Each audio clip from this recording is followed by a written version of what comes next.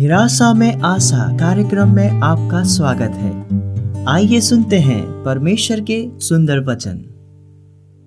मैं लक्ष्मी निराशा में आशा कार्यक्रम में आप सभी श्रोताओं का स्वागत करती हूँ। आप सबों को मेरा प्यार भरा नमस्कार। और आज का हमारा विषय है चिंता पर विजय। मैं एक छोटी सी सच्ची गवाही का उदाहरण देकर बताना चाहती हूँ कि प्रत्येक चिंताओं पर विजय देने वाला सिर्फ परमेश्वर है। पहली बार जब मैं एक बहन से मिली तो वह बहुत उदास, दुखी और निराशाओं से घिरी हुई थी।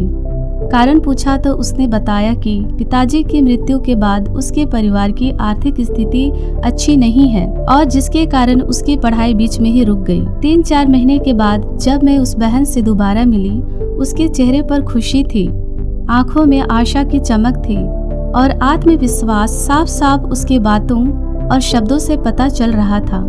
मैंने पूछा, क्या मैं तुम्हारी खुशी की वजह जान सकती हूँ?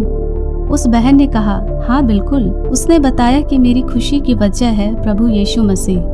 जब से प्रभु यीशु मेरे जीवन में आए, उस दिन से लेकर आज तक मैं शारीरिक और आत्मिक तौर पर अद्भुत शांति को महसूस करती हूँ। उस बहन ने बताया कि प्रभु यीशु ही मुझे प्रतिदिन नए बल से भरते हैं। परिवार में आज भी समस्याएं हैं, लेकिन प्रभु यीशु ही सारी चिंताओं पर विजय देते हैं। उस बहन ने बताया कि हमारी आर्थिक स्थिति अच्छी नहीं थी, बहुत मुश्किल से दोनों समय का खाना हो पाता था। प्रभु यीशु से प्रार्थना के बाद मेरे बगीचे में लगे पेड़ जो कभी फल नहीं देते थे, फल देने शुरू कर दिए।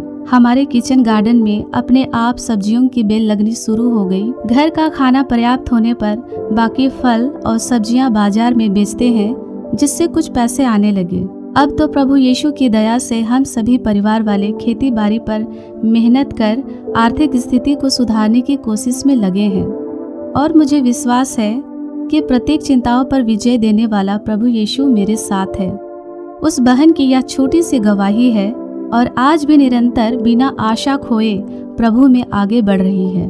प्रिय श्रोताओं, इस सच्ची गवाही से मैं आप सबों को यह बताना चाहती हूँ कि जब चारों ओर से चिंताओं ने आपको घेर रखा है, आप अपनी आशा खोते चले जा रहे हैं, तो वहीं रुक जाइए। आपकी सभी चिंताओं पर विजय देने वाला परमेश्वर आपके साथ है। पवित्र शास्त्र बाइबल मत्ती अध्याय 6 का 25 और 34 पद में परमेश्वर का वचन हम सबों से इस प्रकार कहता है, इसलिए मैं तुमसे कहता हूँ कि अपने प्राण के लिए यह चिंता ना करना कि हम क्या खाएंगे और क्या पिएंगे, और न अपने शरीर के लिए कि क्या पहनेंगे। क्या प्राण भोजन से और शरीर वस्त्र से बढ़कर नहीं? अतः कल की चिंता ना करो, क्योंकि कल का दिन अपनी चिंता आप कर लेगा। आज के लिए आज का ही दुख बहुत है।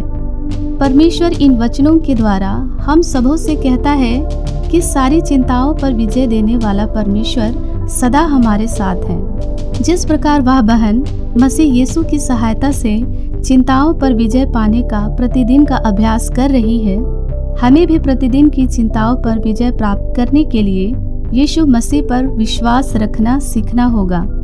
तभी हम प्रत्येक चिंताओं पर विजय प्राप्त कर सकेंगे।